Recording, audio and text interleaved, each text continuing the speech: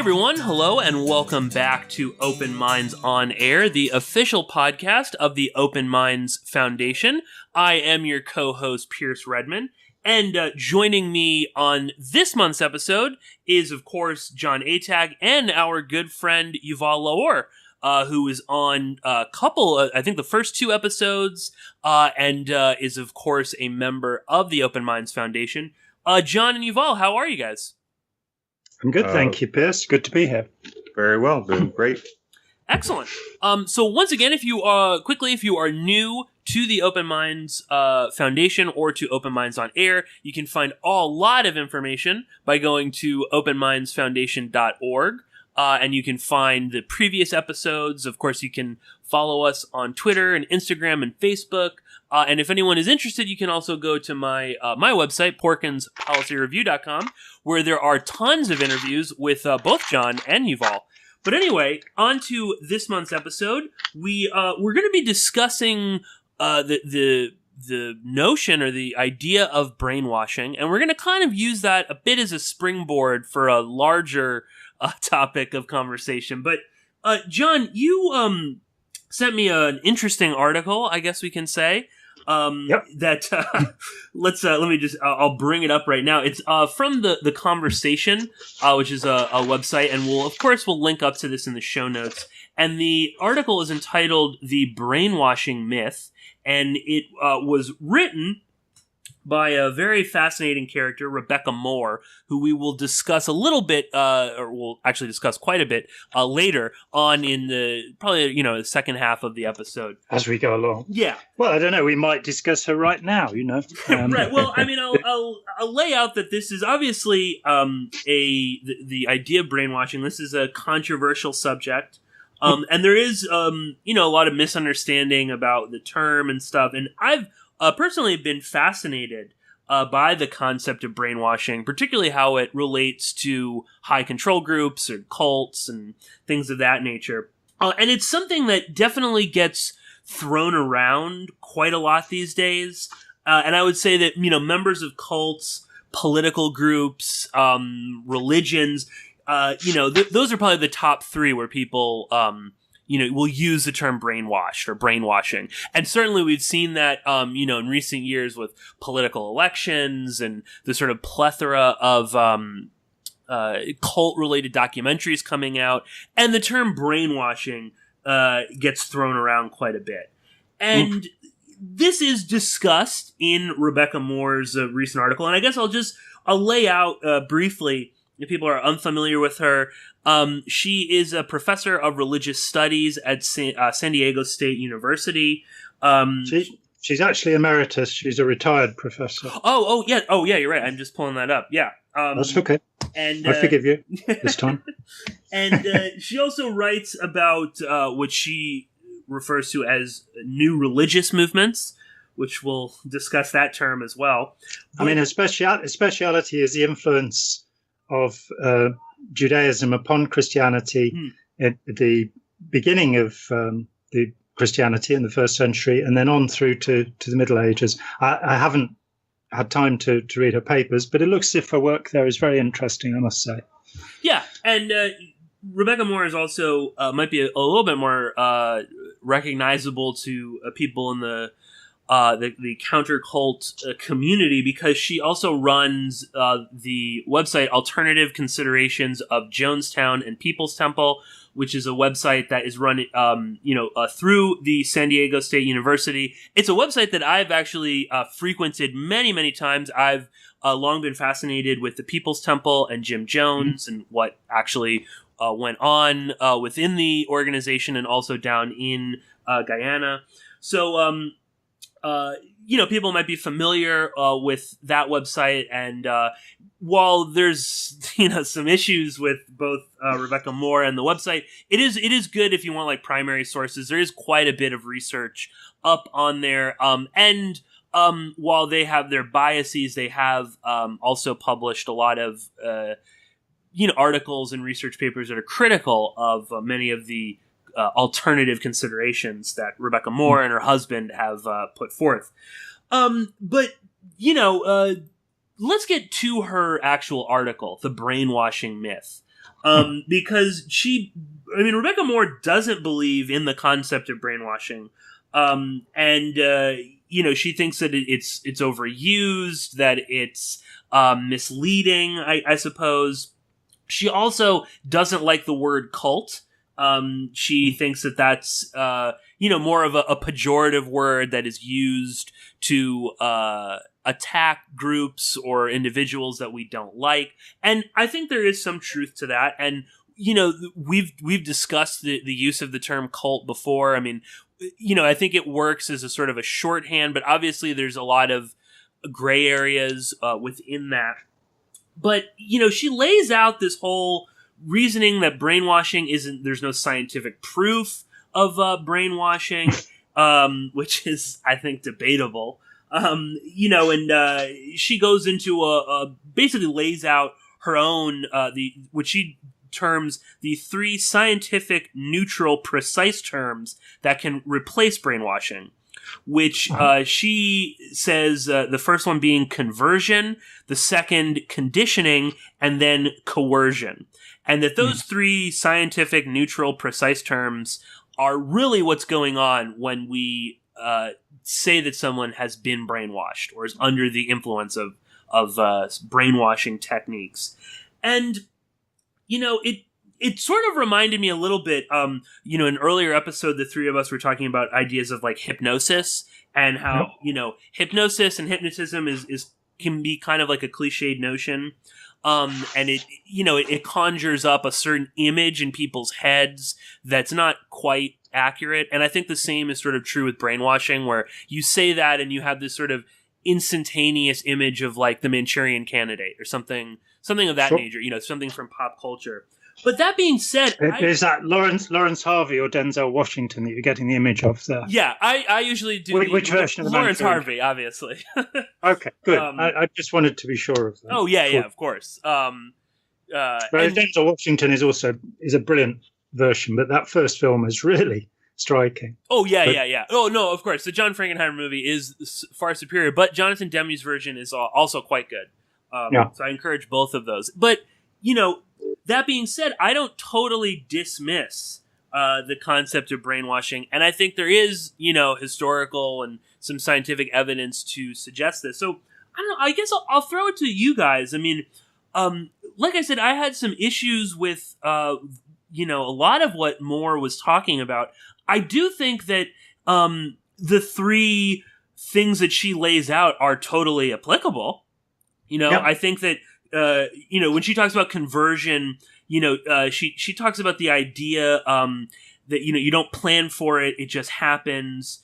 But they can't go back to the way things were before their experience, and that's literally word for word what she describes as conversion. And then conditioning, talking about I guess sort of being shut off from the outside world, being told that this is what's happening. What she actually says here, Pierce, is next there's conditioning, which refers to the psychological process of learning to behave in a certain way in response to certain stimuli. As we grow up and experience life, we become conditioned by parents, teachers, friends, and society to think and feel in certain predictable ways. We get rewarded for some things we do, and punished for others. This influences how we behave. There is nothing evil or nefarious about this process. So that's what she says. I mean, Yuval, we spoke about this briefly last night, and you brought up firstly, and I think it's a good starting point, that it's a straw man argument, use of the word brainwashing. Perhaps you'd like to elaborate on that a little. For sure. Nowhere in this article, The Myth of Brainwashing, as it is called, as she titled it, does she talk about what it is that she's arguing against? Yeah, right. So it's not even a straw man; it's a vague straw man that she points is out there. So it's sort of hard to argue with her. But if we go to conversion and conditioning, conversion is something that happens to an individual and can happen to him on his own. She even mentions St. Paul or something. Brainwashing is something that someone does to someone else. Yes.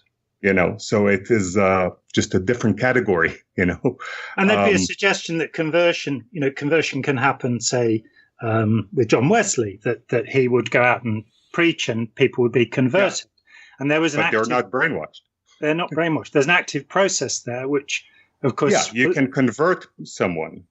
Yeah, when William Sargent talked about this in Battle for the Mind in 1957, the eminent British psychiatrist who was investigating, what was still being called brainwashing then, and he says that as he grew up in the Methodists, he thinks it's all right for him to write about that, and he describes in some detail a Wesleyan meeting and says, you have the promise of heaven, the promise of the prospect of hell, both laid out in grim detail, and the ending line is, and when you're going home tonight, you could be struck dead. And he says that what would happen is, in a typical Methodist meeting, people would spin round and then fall to the floor, and then they would come up, converted. And he talks about the instance of a man who started shouting at Wesley, basically being a con artist from the back of the hall, spun round, fell to the floor, and came up converted. Now, there's some sort of process being described there. And to just tag it with the word brainwashing and say, semantically, this word is not useful. Well, maybe it's not. It's not a word I use very often. But brainwashing is. Yes. To just sort of gloss over it and then say we have just, conversion and conditioning and coercion, which is the use of force or threat. And it seems to me that she's sort of proposing a model that could very easily be seen as a model of brainwashing. That these three aspects, you could call them brainwashing. Yeah, but maybe you need more than just conversion, conditioning, and coercion. So it's not exactly that. Margaret Singer in. The way brainwashing has been used by someone like Alex. Do you have Alex Staine's definition? I do, yes.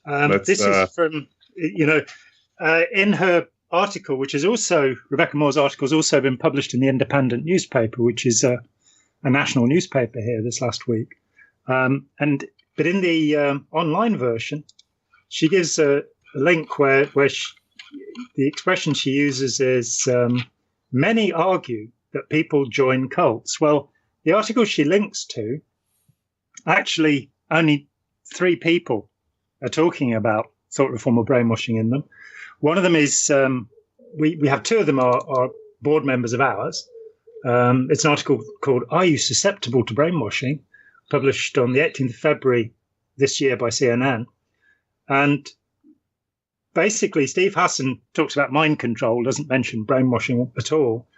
And James T. Richardson, who is he's an emeritus professor of sociology and judicial studies from the University of Nevada in Reno.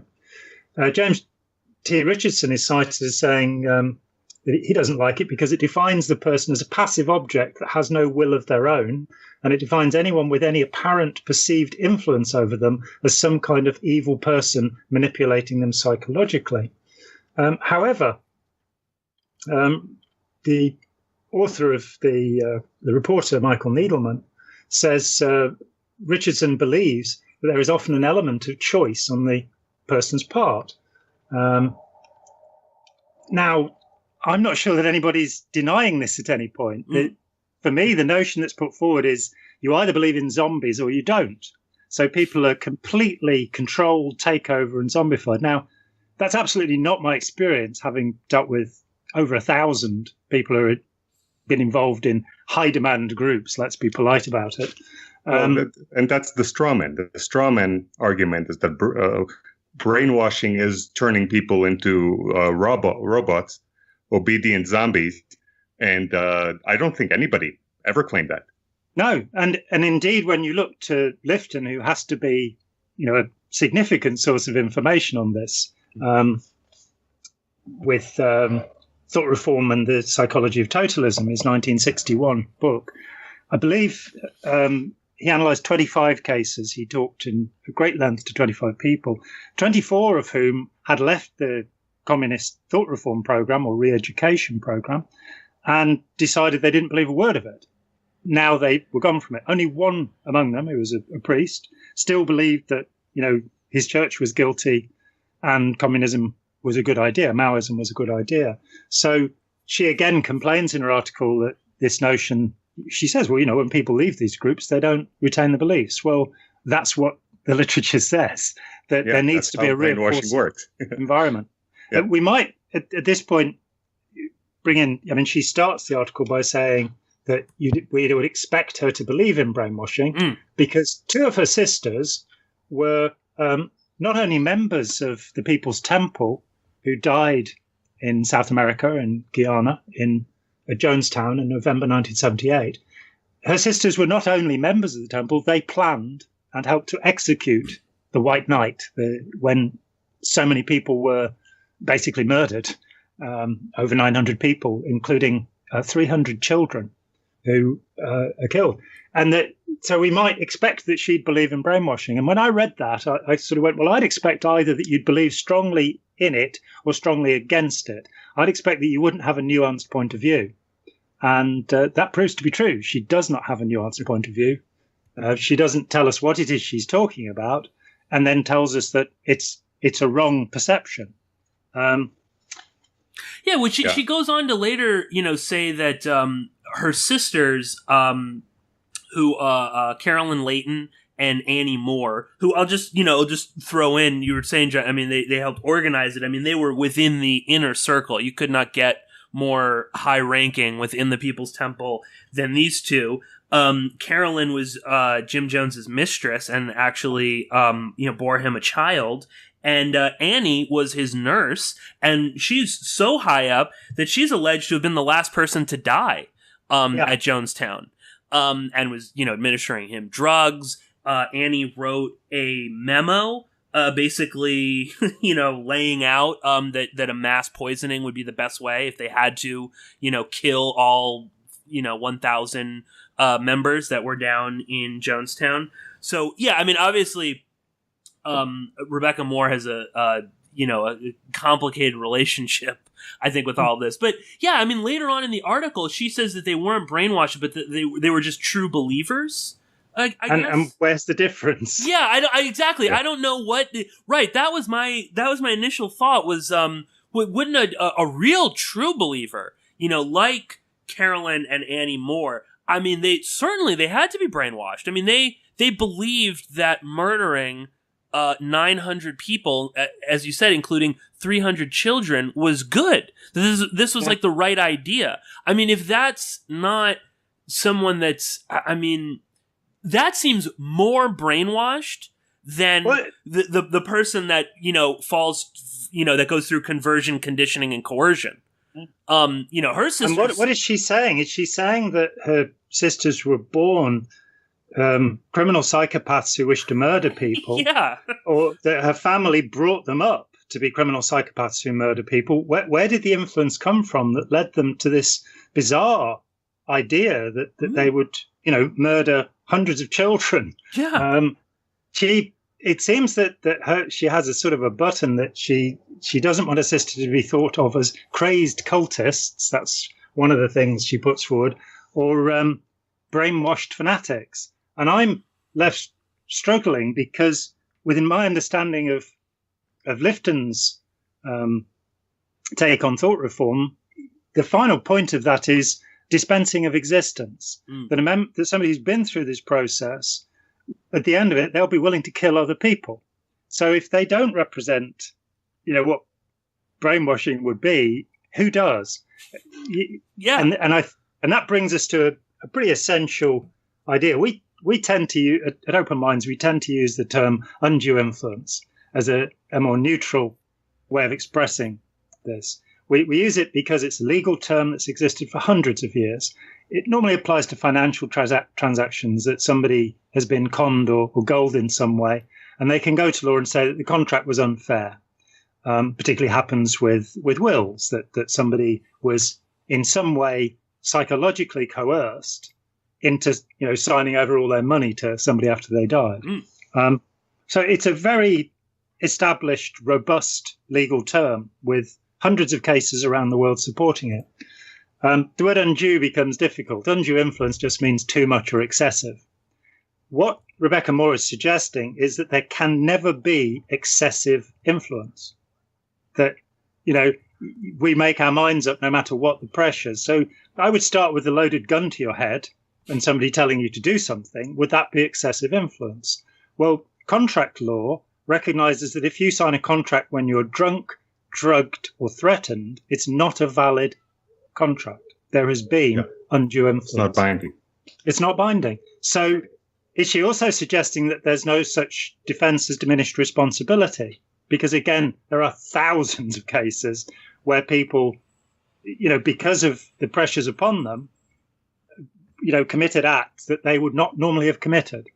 Indeed, for Nuremberg, it was decided that Germans, Nazis, under a certain age could not be prosecuted because they had grown up in an environment, they'd been schooled from 1933 onwards, in an environment where Nazism was the culture, which seems to me a very sensible determination to have made. Yeah. Well, and there's also an odd moment towards the end of this article, and again, we can kind of explore this a bit more. I mean, Rebecca Moore has this very, a rose, tinted view of what actually happened at Jonestown, and indeed of who Jim Jones was and what the People's Temple was. Yes. And I think that's really kind of coloring this article because, again, she says that her sisters were true believers, and, doesn't really expand on what the hell that's supposed to mean. But then, she goes later on in the article, she says, well, these people should be held accountable. The courts don't buy brainwashing, so why should we? That people that commit these acts should be horrible. She has done nothing else in her career other than defend the People's Temple and her sisters. And she's never held them accountable. For what's transpired. Instead, she's pushed this insane narrative that the People's Temple is actually like a good thing and that they really were about racial equality and all of this rhetoric that is not true at all. Is not this, this is the facade that Jim Jones used in order to get people to become members. And she has a book that's, I think it was recently published called Understanding Jonestown and People's Temple. And just if you go to Amazon and look at the cover, the cover of the book is presenting this skewed view where, it's a bunch of white people helping black people. Everyone looks happy and is smiling. And it's not this sort of initial image that one would actually think of. It's very bizarre to me. Again, she seems to kind of want things both ways. Like we said, her sisters aren't brainwashed, but they exhibit the behavior of, the cliched brainwashed person. These people should be held responsible, but, she never seems to have done this. So very odd. And John, I didn't even realize initially who Rebecca Moore was. And maybe you can explain a little bit to the listeners. Some of the sort of narratives that she's pushed. Because again, she I would assume doesn't really consider the People's Temple a quote unquote cult. No, which is no such thing. Right. Yes. It's just a new religious movement. I'm just hanging in there with the definition of cult we've had for the last 400 years, which is any group that forms around a leader or an idea. That's what the word means. It's not a negative term. It's become negative by attribution. I can remember when I first met Steve Hassan in 1989 that, he was very strong that you have to say destructive or dangerous cult, because cult is a neutral term. And we've all kind of slipped into this thing with the media that we've just shorthanded. But we're going to bounce off from there into, instead we're going to call things new religious movements. And indeed, she calls the People's Temple a new religious movement. But elsewhere, in one of the 3 books that she's now published, one of which is called A Sympathetic History of the People's Temple, she talks in an article called 30 Years Later, Ghosts of Jonestown Live On. So that was 10 years ago. Every 10 years, the poor woman is asked to say something about Jonestown, it seems. In that article, she says, people today don't appreciate the depth of religious commitment the members had in joining People's Temple and in moving to Jonestown. So religious commitment. But in her book, Understanding Jonestown and People's Temple, she says People's Temple was no longer a religious organization, but was instead a socialistic utopian experiment. So it's a new religious movement that's not a religion. Well, and again, also it has religious commitment, but they're actually going to a socialist utopian paradise. You know, well, again, as if you couldn't have a socialist cult. You know, yeah. I mean, I don't. They're not like a cult does not, or a you know, however the hell you want to describe it. It doesn't have to be non-religious cult. Yeah, exactly. Yeah, absolutely. Whereas new religious movement, which is being applied by, you know, she dismisses the notion that she basically says that scholars these days prefer the term new religious movement. Well, that's not true of all the scholars I know. I can name you quite a few scholars who think that new religious movement is a vague term that is unuseful, whereas the term cult, for example, the International Cultic Studies Association, which somewhere in the 1980s, Professor Eileen Barker was party to a meeting where they, along with Gordon Melton and Geoffrey Haddon, where they decided that they were going to basically undermine the American Family Foundation. Well, the American Family Foundation became the International Cultic Studies Association, and Eileen's on the board there. So, you know, so she's somebody who helped promote this term new religious movement, which I believe came from Gordon Melton originally. But she's a member of an organization called the International Cultic Studies Association, so it can't be upsetting her too much.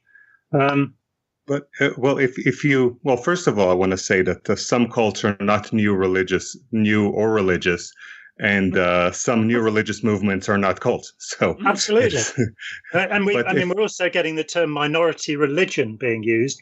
But groups like the Sullivanians, who are a therapy cult, groups like EST, a large group awareness training, they're suddenly linked to. They've become new religious movements. You know, to my amazement. It's an imprecise term. It should never have been coined. If you want to talk about new belief systems or something like that, fine. But if you want to talk about religious movements which happen to be new, but they have to be have to fit the criteria for being new and religious. And but the Jehovah's Witnesses would be a group who are very much in this termed a cult. They've been around for well over a century. Yeah. So, but if you look at her paragraph where she starts saying, many argue that people join cults, end quote, or new religious movements, the term scholars prefer, sort of implying that if you don't prefer that term, you're not a scholar. Yeah. But then she continues, so many argue that people join cults because they've been brainwashed.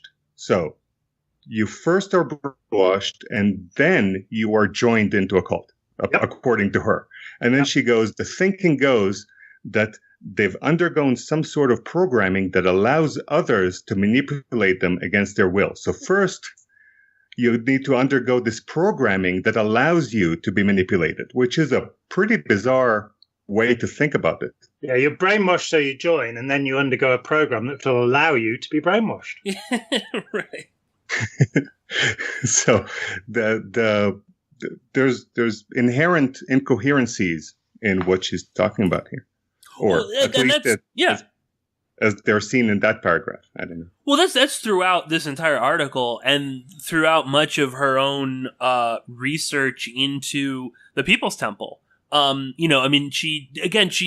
She glosses over certain chapters of Jim Jones's life as irrelevant. Anyone that questions her or her the official narrative is a conspiracy theorist. Ad hominem attack, which is typical of the cult. Yeah. Absolutely. And again, she presents so little context to a lot of what she says. It's not just her sisters. Her father was a reverend who also more or less supported the People's Temple, and when he went down to Guyana before the massacre, to meet with people, because at the time there was this huge, backlash where parents of members were forming groups. They were lobbying the government.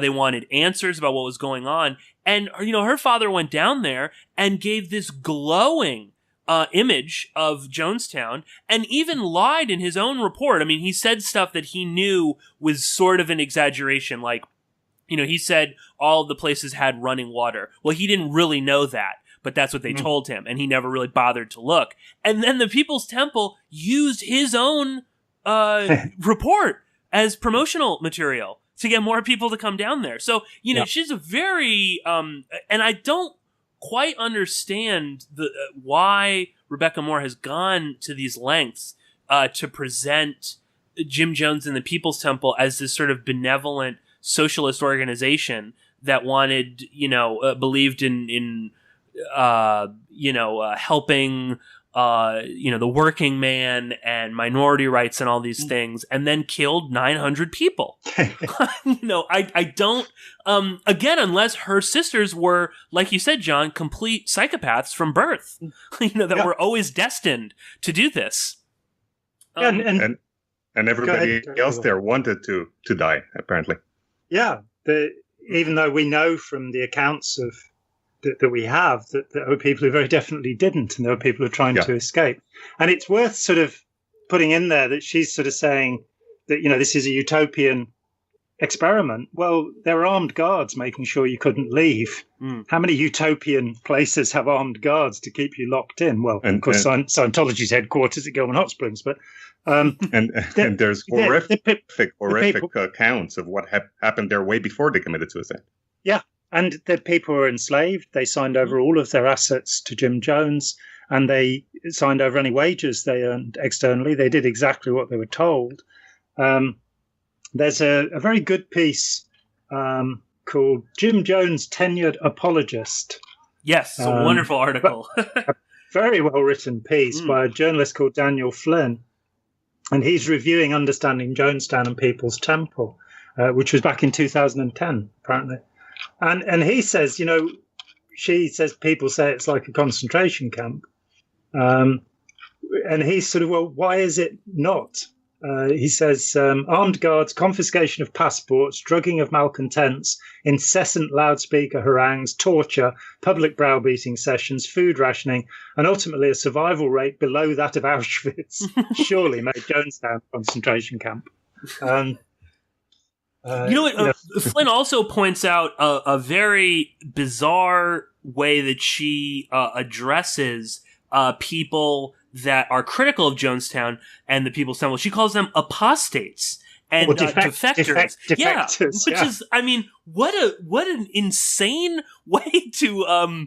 It really almost sounds like Rebecca Moore was like a member, and she's so positive in her descriptions and so negative against anyone. I mean, again, too, there's no, if you bring up all of the strange things that Jim Jones was doing in San Francisco, getting George Moscone elected, his insane relationship with Harvey Milk, all of this is, you're just a conspiracy theorist, a defector, an apostate. There's nothing to see here. Nothing weird that happened in Ukiah.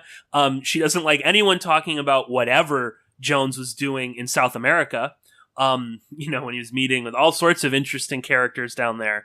It's all, I don't know. It's very strange. And I've seen other, people that are critical of her talking about that, she's almost like she's trying to bring back the People's Temple.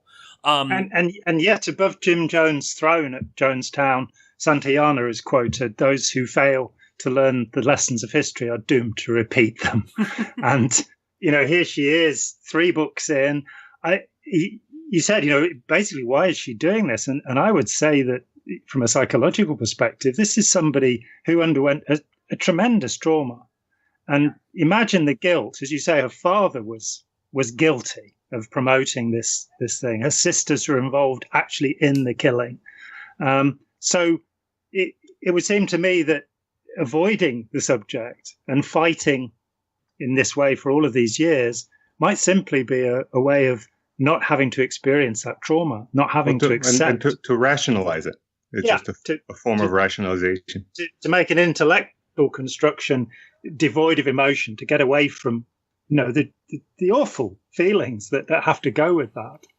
And I think that also we maybe should say that this notion that there is no brainwashing, that people are always free, does have a tradition. I mean, I know it attributed to Jean-Paul Sartre, who would argue that we always have this freedom, no matter what, right? This is a man who smoked 100 cigarettes a day, so obviously he did have a certain freedom.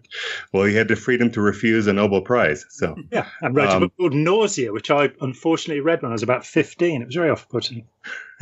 Sorry, Jean-Paul Sartre, as Monty Python have it. Yep. So she is, and also there are certain theories of culture. For example, people I talk to believe in mimetic theory or some bizarre notions of culture, that they can also believe that there is that we're always free by default for some reason. And so, and I don't know if she ever ties her arguments up with those traditions, but she might be influenced by them as well. And within the study of the so-called new religions, one of the foundational characters is Brian Wilson, spelt Bryan because he didn't want to be confused with the Beach Boys, obviously. He was a professor at Oxford, and he put forward the idea that defectors and apostates should never be listened to. Anybody that's left a group shouldn't be listened to, which is quite funny because he was a lapsed Christian writing papers about Christianity. So you can, on his own word, you can disregard anything he said about Christianity. But this absurd notion that, if you were in a group and you left it, then nothing you say about it can be trusted. So, when Winston Churchill left the Liberal Party in 1923, you shouldn't listen to what he had to say about what he'd experienced. Or, somebody, Rauschning, for example, leaving Hitler, having been president of the Danzig Senate, a Nazi. His wonderful, astonishing book, Hitler Speaks, published in 1938, you should ignore it because he was a close confidant of Hitler who no longer believes in him. And the absurdity is so intense, but you find it throughout the pro-cult apologists. In 1982, when Scientology was pursuing Gerald Armstrong through the courts, they found a lapsed Jesuit. Take what you will from that, but a lapsed Jesuit whose name was Flynn. No relation to Daniel Flynn, I don't think, or either of the Michael Flynns.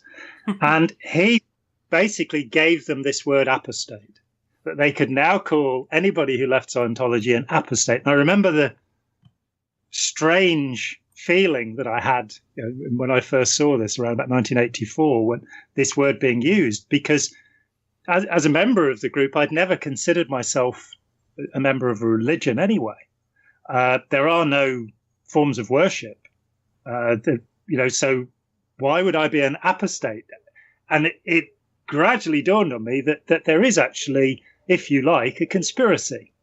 There are a group of academics and scholars, most of whom have been paid money by, Gordon John Melton is a particular bugbear for me.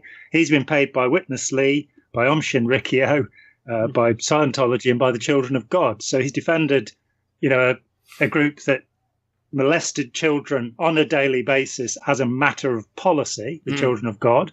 From the age of 3, the children were expected to engage in sexual acts within that group. It's not to say they all did, but they were expected to. That was the policy. He defended them. He defended Aum Shinrikyo. He went to Japan with James Lewis after the sarin nerve gas attacks in the Tokyo underground, and he backed Lewis, who said Aum Shinrikyo had nothing to do with this, as an expert, as a scholar. And 2 days later, of course, Aum Shinrikyo confessed, and Osahara, of course, was executed. Yeah, just recently. Just recently, which, I personally am against the death sentence, but he was a significantly unpleasant human being. Anybody who sells their own bathwater to people to drink, I don't trust. So it was a tradition in Rome to sell the scrapings from the the mud scraped, right? If we go back to the discrediting of apostates, which the term means ex-members, if we look in anthropology, there's it's called the emic ethic argument. Whether should we trust people who are part of a group, or should we not trust them because they're not? They don't have the scientific distance to be able to judge the group scientifically, and whether or not we should judge people from the outside who have never been in the group, and maybe we can't trust them because they don't have. They don't understand the group from the inside.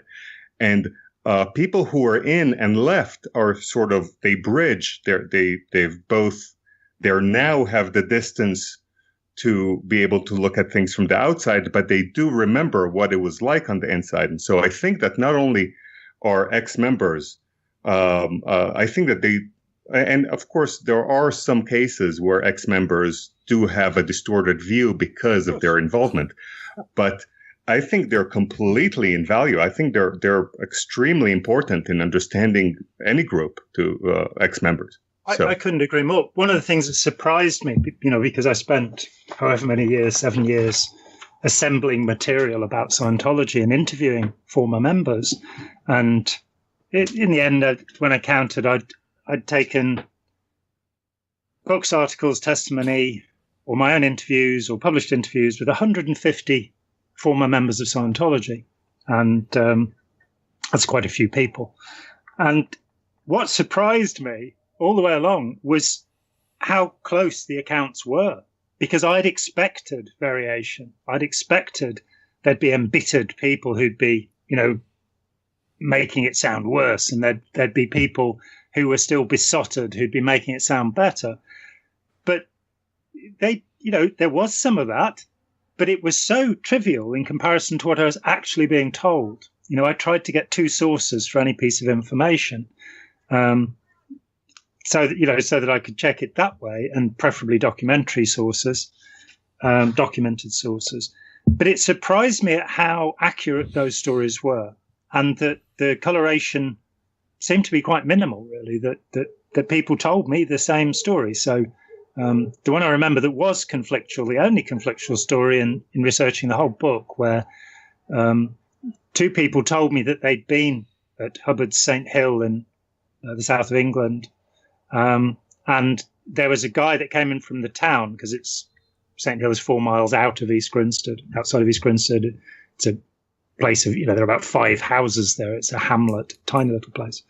And so this guy used to come in from the town, and he used to sell food from a little truck, and the legend was that one day he had no apple pie, and so he was declared a suppressive person, which seemed to me, a ridiculous idea. But 2 people told me they were there at the time, and it happened, and a third person told me they were there at the time, and it didn't happen.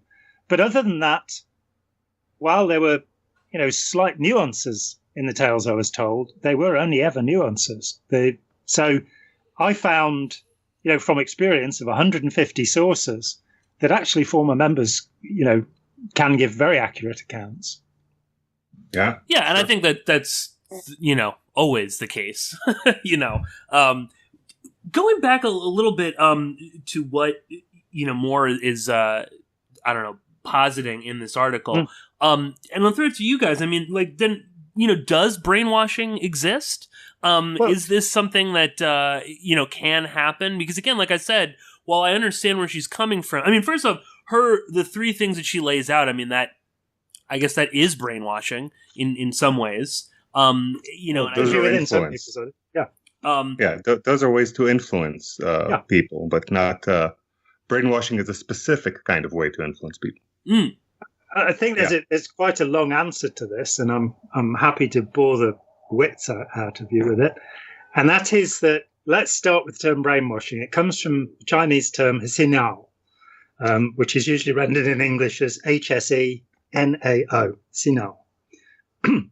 that term was adopted by a journalist, Edward Hunter, who was also a member of the CIA. And it was first used as the title of his book, Brainwashing in China, published in 1951. Now, Sinao is a traditional Chinese term. It doesn't belong to the Chinese communists. It goes back at least 1,000 years before this. So, and it becomes complicated because it doesn't mean washing a brain. It means washing a heart. Let's be anatomically accurate here, because the traditional Taoist belief in China was that you go through a process of, well, firstly, thought occurs in the heart, according to traditional Chinese thinking, which happened in the heart, not the brain, apparently. So they thought of the heart as the organ of cognition. And the idea of washing the heart was that you would get rid of all the detritus, all of the conditioning, if you like, all of the brainwashing, you might say, that had been, and learn to perceive things directly. So the word actually means the absolute opposite, 180-degree reverse of what it's come to mean in Western society. It was adopted by Mao Zedong, but really and I've got it written down in front of me, Zu Hixiang Tu Chang, forgive my pronunciation, which is abysmal, that's the actual thing we're talking about. That is translated normally as thought struggle. Now, this is first used by Mao Zedong in 1929. And this is the process of anybody that disagrees with the group is basically berated. So they would, and this process was used in the re-education camps, you take the individual and you scream at them and you yell at them and you get them into self-struggle. The fundamental idea of Maoist communism, that they become highly self-critical, and you sort of break the person down and then rebuild them. Now, that's exactly what we're talking about. That's exactly what we're talking about. Does this happen? Well, according to the Chinese communists, it did. The re-education camps, and there are people who say they're still running, that they've run continuously since 1949, with tens, possibly hundreds of millions of people going through them, though the West largely ignores them for purposes of trade, obviously. In these camps, the idea was that you would go in and you would go into a cell where everybody else was just about to leave. They might well have spent 5 years in prison.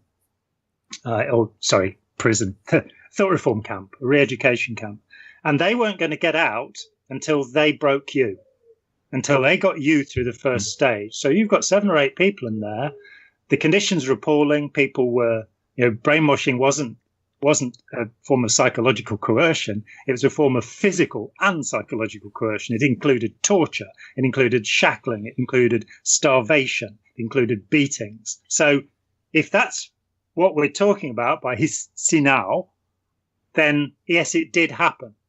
That's then transferred into the cults with a misapprehension that this is simply a thought reform process, which is what the astonishing psychiatrist Robert J. Lifton describes in thought reform and the psychology of totalism, brainwashing in modern China.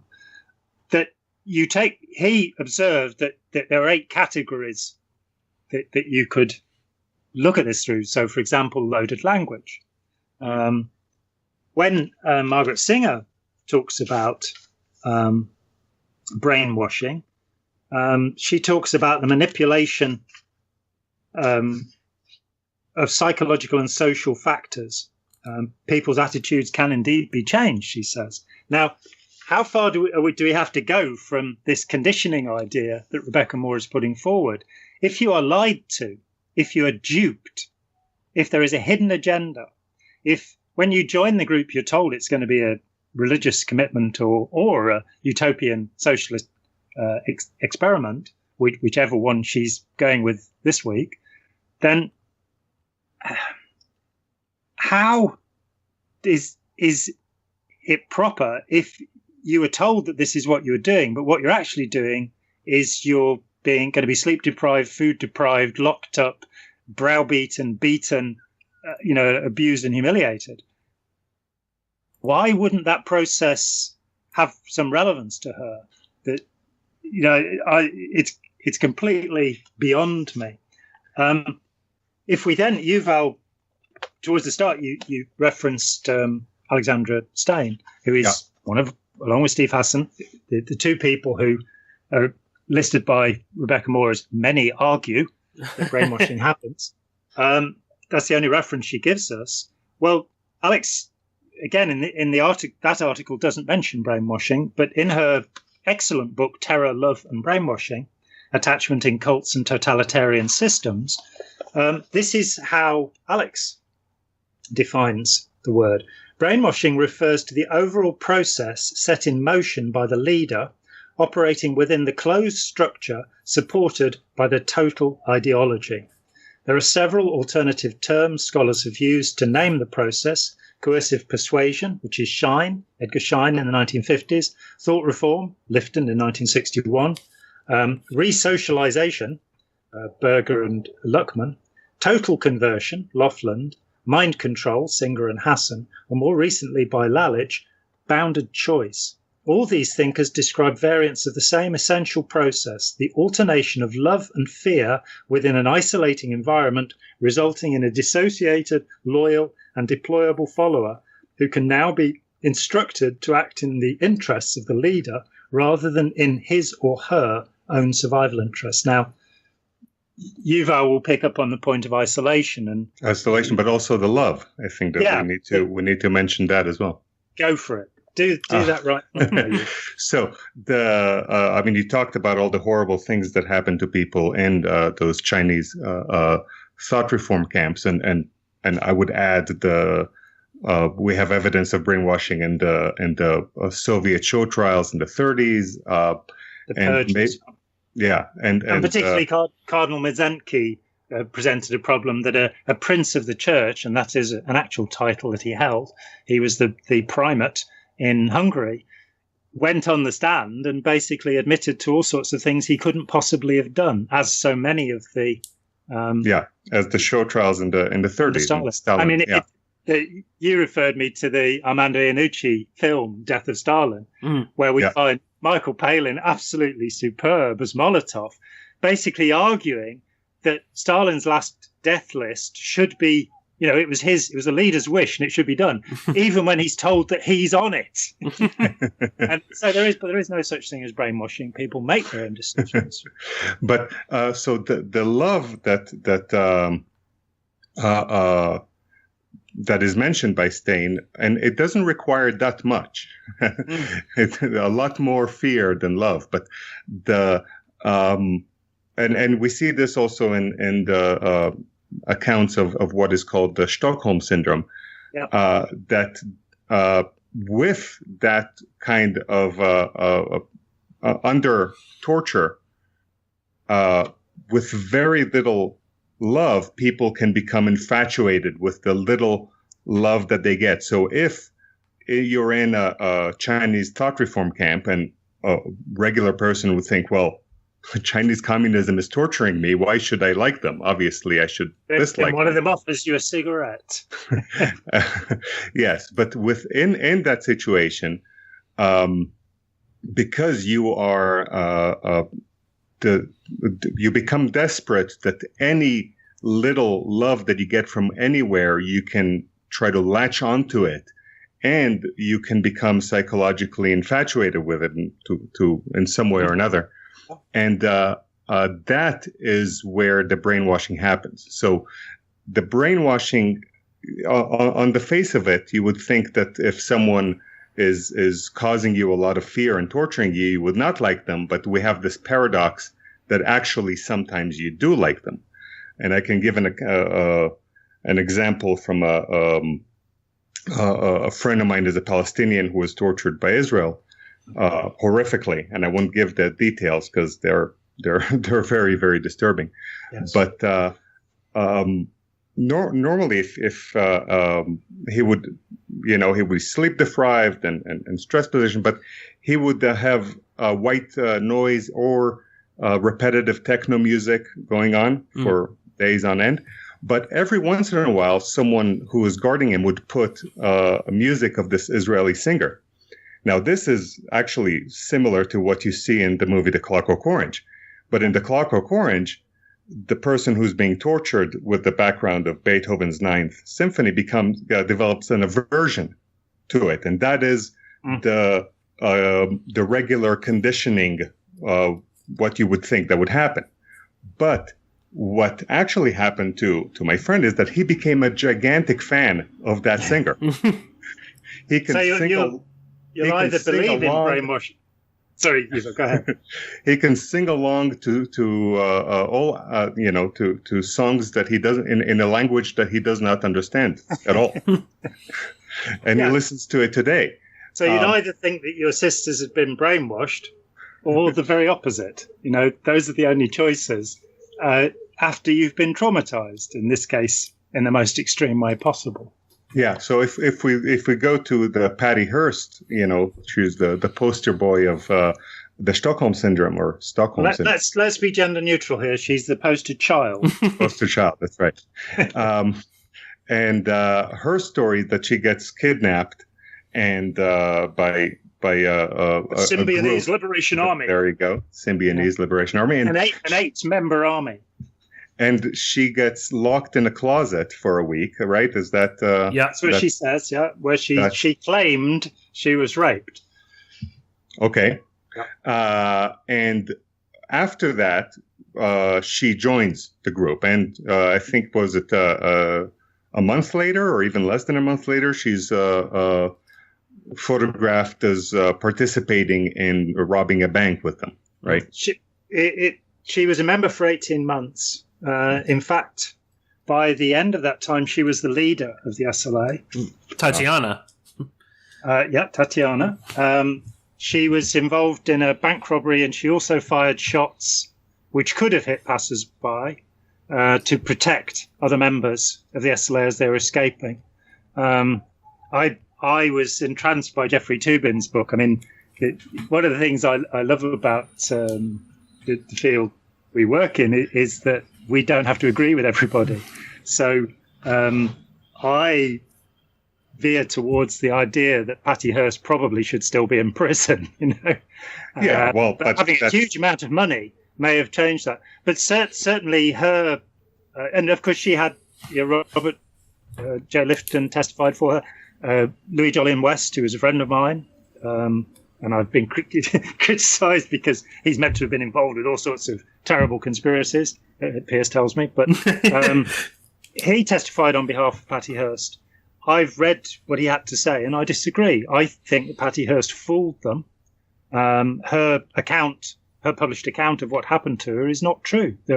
It's just not true. And Toobin does a really good job of pulling that apart. I'm hoping that somebody will, call in and say, no, I can go beyond Toobin and show that he was wrong in these points. But for me, Toobin does a pretty good job to say she joined the group. Where is the, why did she join the group? Did she, as Robert J. Lifton and Jolly West, and I believe Margaret Singer all believed, was she put through a program of thought reform and conditioning, or conditioning that brought her to this, or was there a choice on her part? And I think with Patty Hearst that it looks as if there was a choice.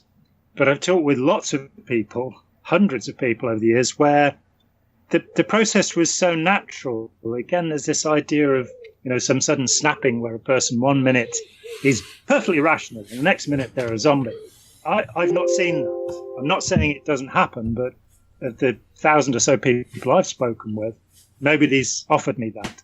They've offered me peak experiences. They said something happened to them that was transformative, but it didn't change everything in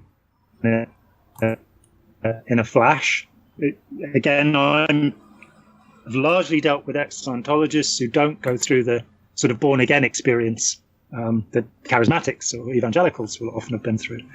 But there is a reordering of thinking to the extent to which the group is engaged. See, I think there's a spectrum here, and that considering this in a black and white thing, either or, neither nor, it's not going to get us anywhere. There are degrees of influence. And so, in England, we have the coercive control enacted in law in 2015 2014. And there have now been many cases that have gone before the courts where usually a woman accuses her male partner, though it has happened in gay couples, and I'm told about 20% of cases are probably women controlling men. But there have now been many cases before the courts showing psychological coercion. Even when there isn't any threat of violence, where you've got a situation where somebody is, say they're housebound, they're not allowed to leave the house anymore. They give over all their money. They basically submit to the will of another person. Under law in this country, that's now considered a criminal act. So, again, where is the spectrum? Where is there too much influence involved? And I think the word brainwashing comes in to assert that it's deliberate. That somebody has deliberately done this. Now, we have the most beautiful example. We have Sun Myung-moon. Sun Myung-moon spent 3 years in a North Korean re-education camp based upon the Chinese system. He then ran a group called Victory Over Communism, which basically used the same kind of techniques to convert people back from communism to rational thinking, right thinking. And he then founds the Unification Church, or the Moonies, having changed his name to Sun Myung-moon by this time. And his second in command will be Bo-hai Pak, who was a colonel, a high-ranking officer in the Korean CIA. So here we have the very package that is called brainwashing, Sinao, being exported into a new religious movement and techniques that are pretty much based on it. I mean, I would have heard that Ron Hubbard read Lifton's book somewhere around about 1973 and designed what's called the Rehabilitation Project Force around it, which is a dissenting members of his inner organization, the C organization, would be put on into this labor camp. And I mean, recently, Gordon John Melton. Horrible. Yeah. Labor camp. Yeah. Gordon John Melton, again, my bête noire at the moment, has recently published a paper basically saying the Rehabilitation Project Force rehabilitates people. It's really good for people. And I can mention a couple of stories from the RPF of the tens of people that I've interviewed over the years. One is about a woman who fell pregnant, and for 2 weeks she was shouted at and yelled at to have an abortion. She steadfastly refused. And so she was put on a detail with another pregnant woman who'd refused, where they would shovel human excrement from a cesspit, from one cesspit into another. Now, I'm not sure that classifies as a helpful religious practice. I personally rehabilitative. Yeah. I've heard stories of people who spent years, and in fact, quite typically, you'd spend 2 years in this labor camp where you're not allowed to talk to anybody. You only speak when spoken to. You have to dress in walk. Yep, you have to run between your tasks. Your tasks will be menial, toilet cleaning and stuff. There are punishments where they'd be forced to use a toothbrush to clean tiles. The famous Rat's Alley, which is in the Blue Buildings in Los Angeles, and this is a layer of this massive hospital building where the pipes and cables run. So it's only about 4 feet high. It has no illumination in it. I've interviewed 2 women who were put into Rat's Alley when they were on the Rehabilitation Project Force. And they were put on little trolleys, little 4-wheeled trolleys, so they could, squeeze into this gap and clean the century, the decades of grease and dirt in the darkness, in a place that's inhabited by rats and huge cockroaches. One of these women also was put into the crematorium. Because it's a hospital building, there's a crematorium. And she was put into one of the ovens in the crematorium to clean out the oven. Now, this was 15 years after Scientology had acquired the building. There were still human remains in there. Ugh. And if that's not a cruel and unusual punishment, I don't know what is. But Melton is paid a lot of money by Scientology to say, hey, listen to these people. They're nice. They give me money. What could be wrong with them? I just wanted to jump in and throw something in because jog my memory. It's time you did pitch. But we were talking about Patty Hearst, and Jon, you and I have talked about this before, and I'm not really sure exactly what happened with Patty Hearst, but I will just throw out because it kind of links everything together in a weird way. The SLA was founded by Donald DeFreeze, who was part of he joined the Black Cultural Association, which was a group that was run in Vacaville Prison by Professor Colston Westbrook, who allegedly taught him thought reform techniques that he learned while working for the CIA in the Phoenix program in Vietnam. And even more bizarre, and I'm sure Rebecca Moore would call me a conspiracy theorist for bringing this up, is that when Patty Hearst was kidnapped by the SLA, who offered to help release her? Jim Jones. Yeah. Who was friends with DeFreeze and knew the SLA, which of course was supposed to be this radical Black liberation organization. So of course Jim Jones had connections with them. And there was even a moment where Jim Jones organized with the People's Temple to one of the demands that the SLA had was they wanted to distribute food or something like that to the poor. And the People's Temple helped do that, but they ended up giving it was just rotten food that I believe was actually provided for by Hearst's grandfather. But very, very odd. It was Patty Hearst's father. Father, yeah. William Randolph Jr., who seemed to be utterly perplexed by everything that was happening at that time, the poor man. And it's partly because of, you can see that Patty Hearst follows the pattern of the GIs who were publicly attacked the US military on behalf of North Korea, which must have been pretty scary for the US military when they heard it. That Patty Hearst, of course, made taped recordings, making demands of her parents, which is, again, one of the reasons why, you kind of can be a little bit equivocal about where her commitment came from and how deep it was. That it may well have been simply by pointing out to her that she'd lived a life as a spoiled brat in a super rich family had actually got to her and made her feel guilty, and maybe that's not brainwashing. I don't know.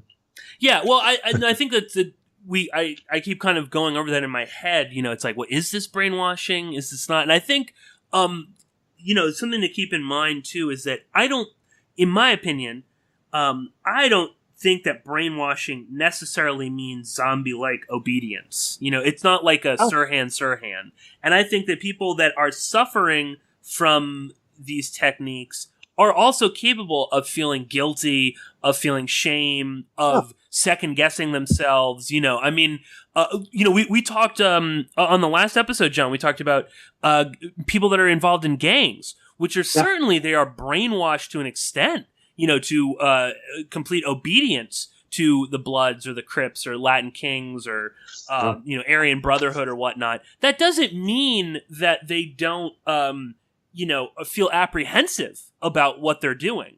But I would still consider to an extent that they are brainwashed into the group, that this is ultimately what they have to do. So, I think that's a distinction to be made here.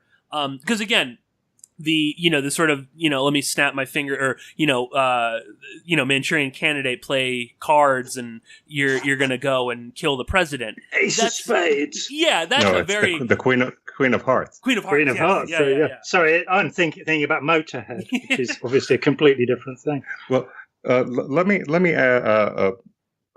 throw a question in here. I think that if you take Alexander Stein's model, but also other like Herman's book about trauma.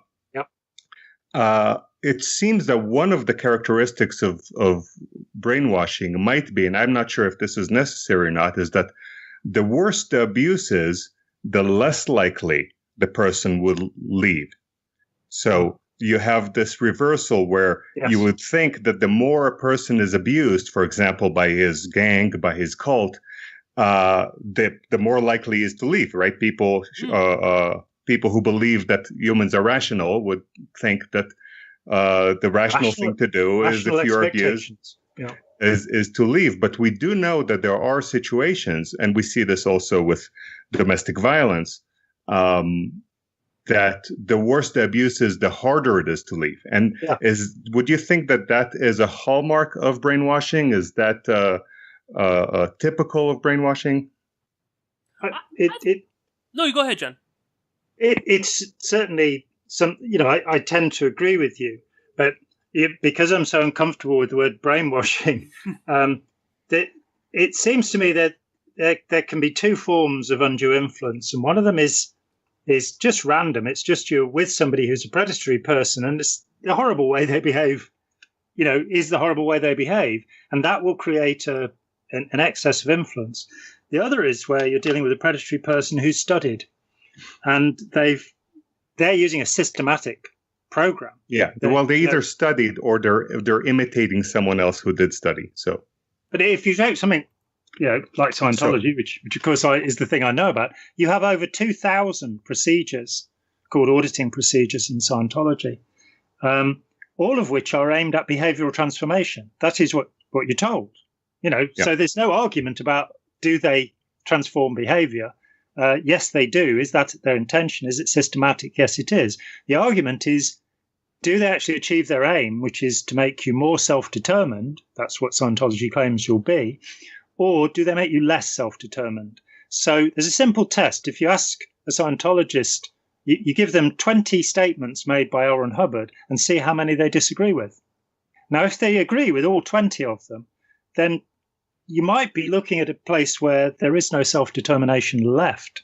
If you can't disagree with another human being, then, Well, it depends on the statements, right? It does depend on the statements. But I think, 20 random statements from L. Ron Hubbard, the point is really, no matter what you put, if you say to them, what did Ron Hubbard say that you disagree with? And if they can't answer that, if they can't say, well, I don't like the sailor suits or the high prices or the physical violence, if there's nothing they can disagree with, then you are perhaps looking at this kind of zombie condition that's being posited, that somebody has lost the power of independent thought. Then you can kind of shift over to the German population or the German-speaking population in Europe in the 1930s and look at what the social dynamics will do. Now, I differentiate between cult and culture. Once, if you're born into a culture where, when your little daughter's 7 years old, you break her feet, you break the central bone of her foot, both feet, and you bind them up so that she'll never be able to run and play again. She'll be hobbled for life. And if you say, well, this happened in the Chinese culture for 1,000 years, which it did, that's cultural. It doesn't mean it's right. It's cultural. It's passed through. With the cults, what you're seeing is you come to it without those traditions, without that being part of your way of life. And you join the group and are expected to do things which are considered antisocial. With Scientology, the simplest one is harassing opponents, harassing critics, silencing anybody who asks questions about Scientology. That's definitely an antisocial act. But in talking with quite a number of people who did such things over the years, that was not something they would have done before Scientology. That was something that came with the behavioral transformation they underwent in Scientology. Yep. There was a stunned silence. I wanted to say also about something that really hit me last year, reading again around the Chinese re-education camps and some of the literature of the 1950s, which is quite interesting. The basic ethos of China is Confucius. This, somewhere around 500 years before the Christian era, this guy dies, leaving 5 disciples, thinking, everything, all he's tried to teach has failed. And yet it becomes the basis for the civilization of China to this day.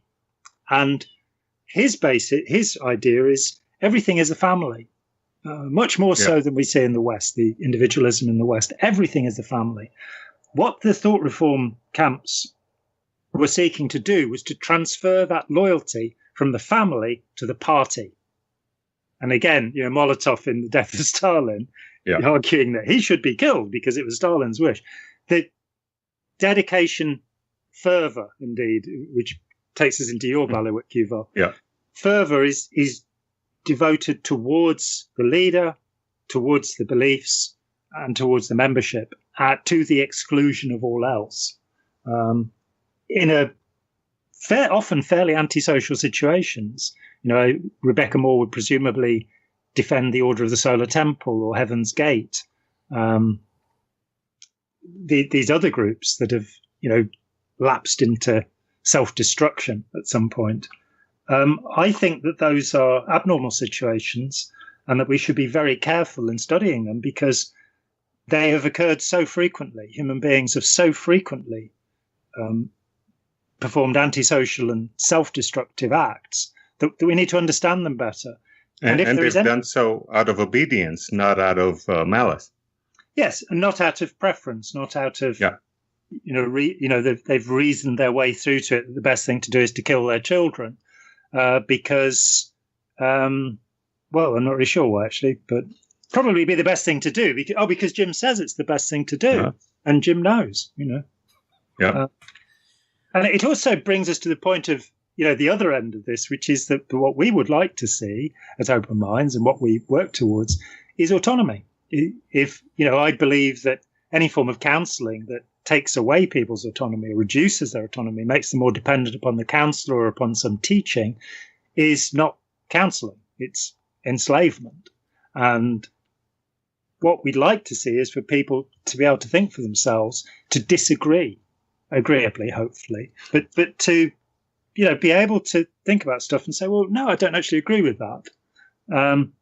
And by getting involved in semantic discussion about, the level of influence or the idea that there cannot be negative influence, which seems to be what Rebecca Moore and her cohorts are suggesting, I'm lost. Of course there's negative influence. Of course awful things have happened. When Richard the Lionheart decided somewhere around 1195 or something to kill 2,000 captured Arab civilians, that was a negative thing to do. That was a bad and wrong thing to do. And I don't have any doubt about that. So there's a balance of, right and wrong. And it's almost like a kind of perversion of the hippie liberalism that we see in the among the advocates of new religious movements and the cult apologists, as they are called by some of their detractors, that they're set upon this.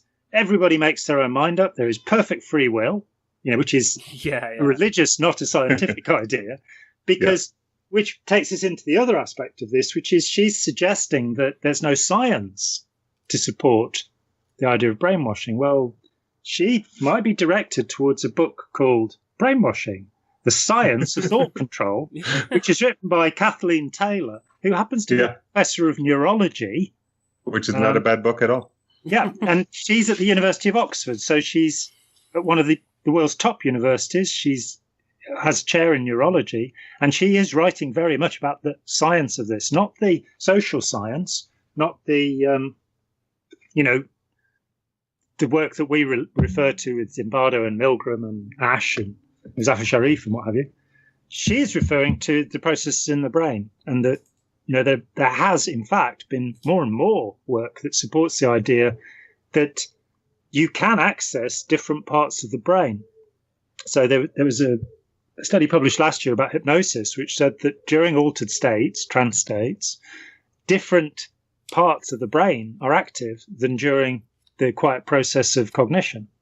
But that's not entirely conclusive, because you could have people who are already conditioned to think differently when they're in that situation. But there is. There are different mind states in which cognition takes place, and by putting somebody on a fine grain fMRI for a while and asking them questions and getting to respond to things, and then putting them into a formal trance state and seeing what happens. It's the difference between that is so startling that, of course, it's not conclusive, but it does open the door to say there could be ways of switching off reasoning in human beings. There could be ways, for example, like making somebody really anxious or making somebody really angry, or making somebody overwhelmed with flattery.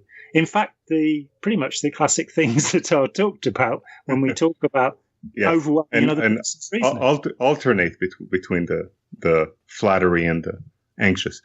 Yeah, and then you really things. That's Now, if the argument was against the term brainwashing, that we should just use another term to call what the phenomenon is, I could be, somewhat sympathetic to it, even though I'm not sure which way I go with that. But I think it's okay to use brainwashing in a non-formal way. But to claim that there is no coercive, influence, it's you don't even know where to begin with, And the term's entered the language. There are millions of hits for it on Google. For sure.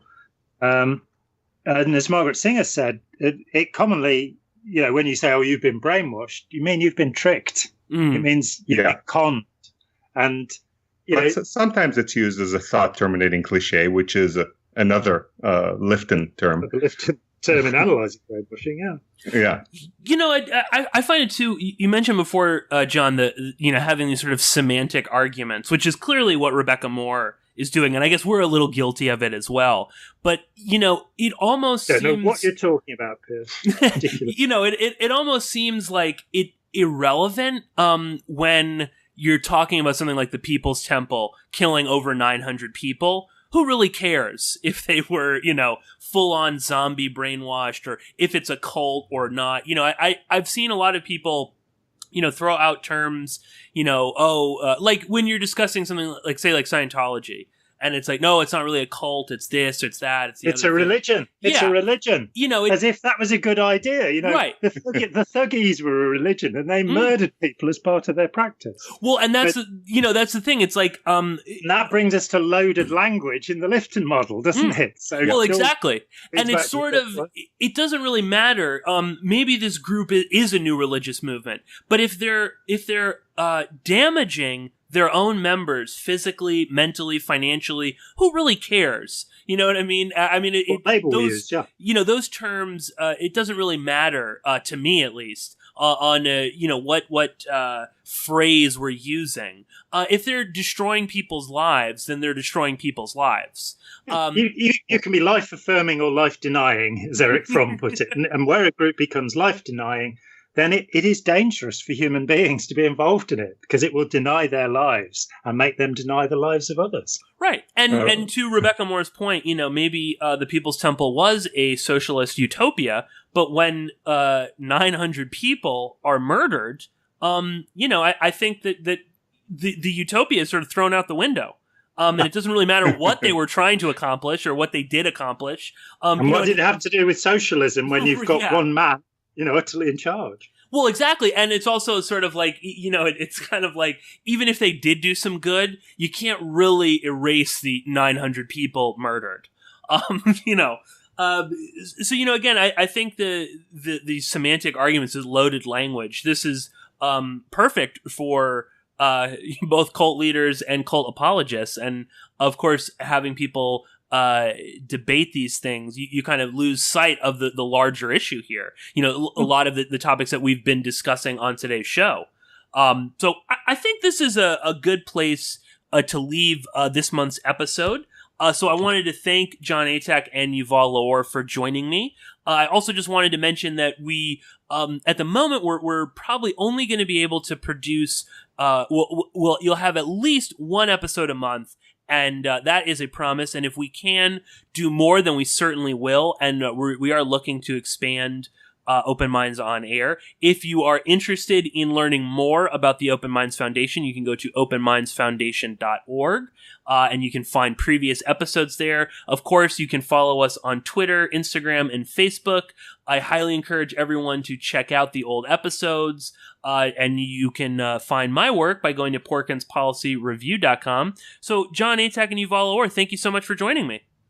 Thank you. It was a pleasure. And anybody who's listening, talk about us. Go out on social media. If you disagree with us, talk about that too. We're not an organization that's seeking to bring about one-pointedness of view. Absolutely the opposite, that it's stimulating to have differences of opinion. It's just a matter of how we express them. There's a lot in the counter-cult world that's a kind of constant smear campaign that just people attacking one another and throwing brickbats at one another.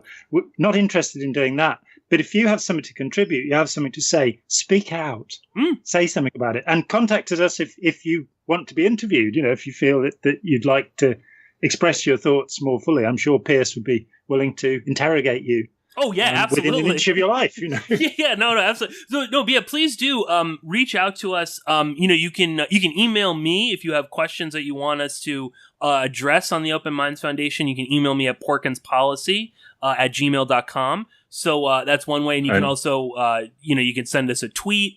There's also a contact forum on the Open Minds Foundation website. So, we would love to hear some feedback. And and if Rebecca Moore has... please, yes. We'd love to talk to Rebecca Moore, or indeed Gordon John Melton, or Eileen Barker, or Jeffrey Haddon, any of the people that hold contrary views. We would love to and we won't be rude to you, I promise. No. Not especially. We will try to be genteel and proper about it. But I would love to hear... I've been trying to get Gordon Melton to tell me for a couple of years now why he says that Ron Hubbard was a blood brother of the Blackfoot Indians at the age of 6. Yes, we all know, we've all read what Hubbard said. He was a blood brother at the age of 2. Yeah. Right. So what's the discrepancy there? 4 years. It's just whatever. But we'd love to actually discuss these things rather than simply pontificating, though. Quite good at pontificating too, of course. Well, it's always fun to pontificate. That's why you do a podcast, is to pontificate. But much more to the point you guys are making there. I think in the counter cult world, or the new religious movement scholars, there is there isn't enough dialogue between people, and it's much more. And I know that we've obviously been very critical of some of the people that we've been discussing today, but we would be more than happy to have them on the show to discuss this stuff. Very much so. So once again, thank you all so much for listening, and we'll be talking to you again very soon. Thank you all so much for listening to this week's episode of Open Minds on Air. If you'd like to listen to previous episodes or learn more about the Open Minds Foundation, then you can visit us at openmindsfoundation.org. If you'd like to support the show, then please follow us on YouTube, Facebook, Twitter, and Instagram. Thank you all so much for listening, and I'll be talking to you very soon.